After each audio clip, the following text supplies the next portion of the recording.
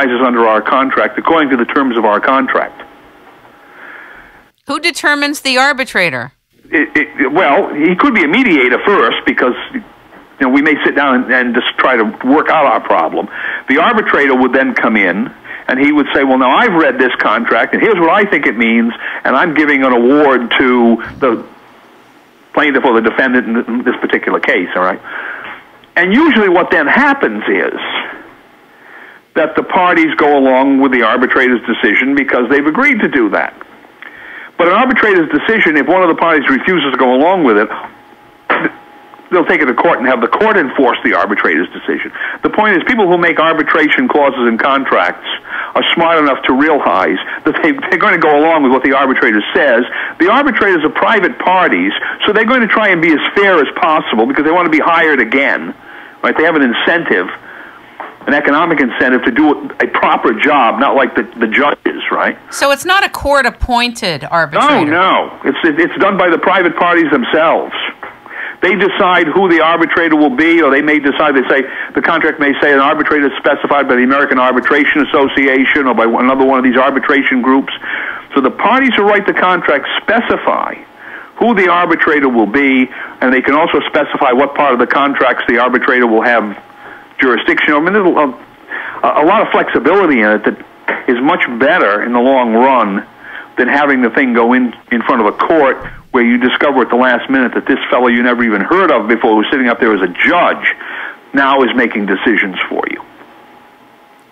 It's another part of contractual law that is interesting, the whole issue of arbitration, and I don't want to digress too much, but I know that in my past I've seen contracts where they were so one-sided. The arbitration is handled in their state. The person who's contracting with the other person is the one that's inconvenienced. It's not really like a mutual arbitration agreement or selection.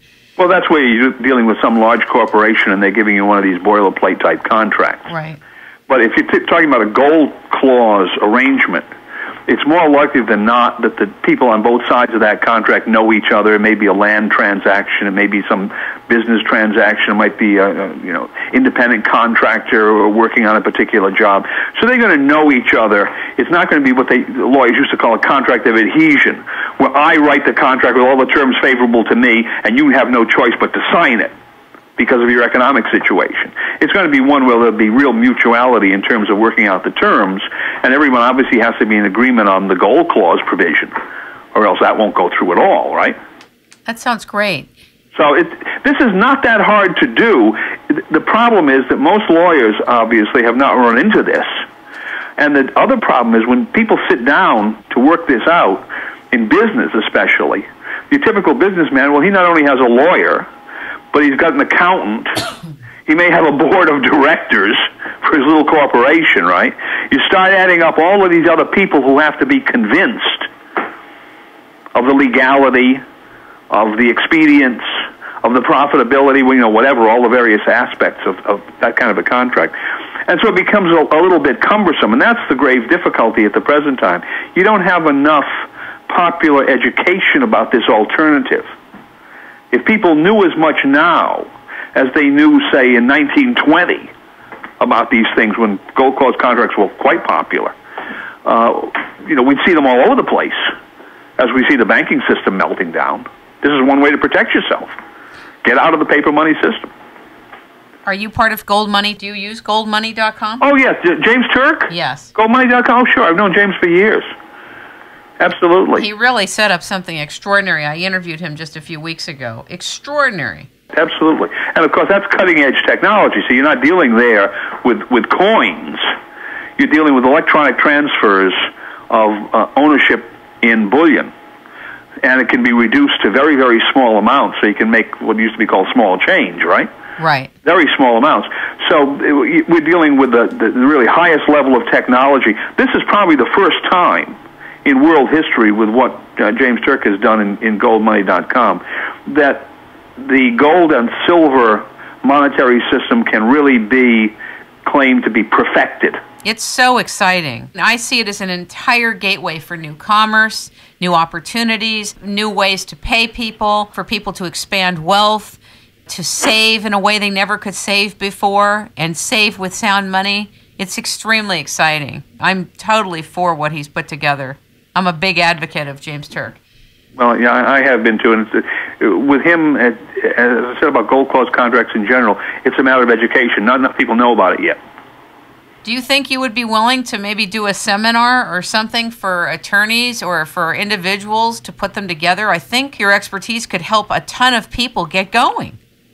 Well, actually, I have a little booklet out. Do you? What do you have? Which is called Gold Clause Contracts, Gold Clause and Silver Clause Contracts. Where do you buy it? You can buy it from me. I'll give you my address. It's 52 Stone Gate, one word, Stone Gate Court, Front Royal, two words, Front Royal, Virginia, 22630. It's $34.95. Just send me a check or money order. I don't deal with credit cards. Ask for just Gold Clause, the Gold Clause book. Sounds incredible. It goes into a history of gold clauses. It goes into some of the what I would call legal, I won't call them so much pitfalls, but it kind of gray areas that you have to be aware of, and then gives a set of model gold clause language, gold or silver clause language, dealing in this particular case with coinage. But it'd be quite easy for somebody to modify any one of those to use the gold gram units, for instance, that James Turk uses. When did you write this? I just did, like 2 months ago. I'm so glad, because my first conversation with you was about the gold clause and contracts. Thank you for doing that. Well, people kept asking me, so I said, all right, I'll put a little something together here that will clarify it for the folks who don't know anything about this subject. They can make their own judgments about whether they want to become more knowledgeable and actually try to do it. I'd like to promote your book, seriously. I really want to see people doing gold clause contracts. I'm so excited about it. There's another book people may want to find by a fellow by the name of Henry Holzer, Holzer, called, I think it's just called The Gold Clause. Now, that was written, some time ago. I think it was probably written in the 1970s. But it's also a useful one. Wonderful.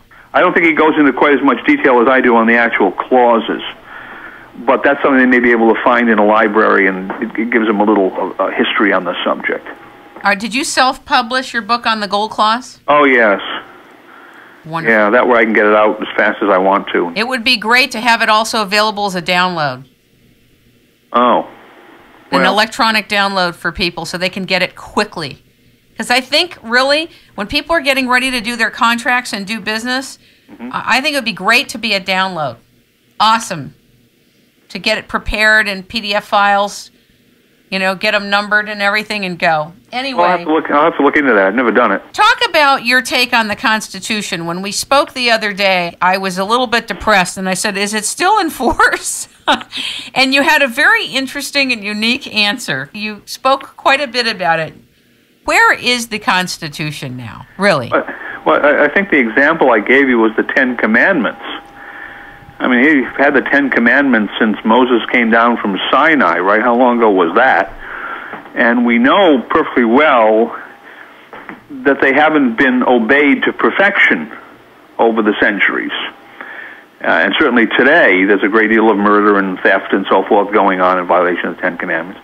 And I've never heard anyone say that on the basis of all of these violations of the Ten Commandments, that somehow the Ten Commandments were no longer in force, or that we should jettison the Ten Commandments, or they're out of date, or whatever kind of circumlocution you want to use.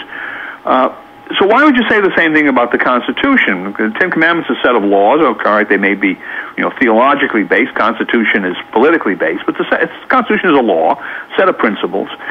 Difficulty with any set of principles or any law is not everyone obeys it. In fact, that's the premise of having the law, is the assumption that we will have people who will disobey the law. That's why we want it written down specifically, so that we can point out to them where their misbehavior lies. So here we have the Constitution, and over the last century and a half, let's say, we've seen quite a few violations of it, and we're seeing more and more of them. Well, who's at fault? Is it the Constitution? Well, the Constitution is a set of instructions for running this political machine called the government of the United States.